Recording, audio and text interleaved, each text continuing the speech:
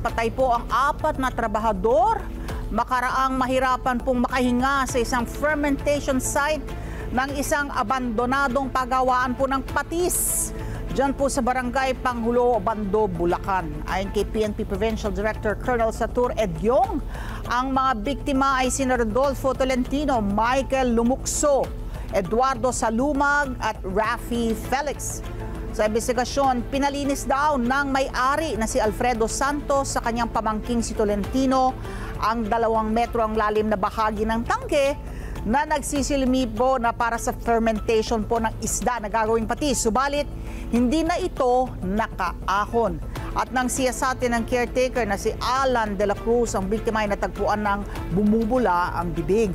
Dito na sinubukan niyang isalba ang 3 pang biktima, subalit sila rin hindi naman nakahinga ng makababa po sa tangke. Inabot pa ng 4 na oras bago maiahon ang 4 mula sa fermentation site. Git naman ang may-ari na 4 na taon na nilang hindi ginagamit ang tangke at ngayon lamang pinalinis.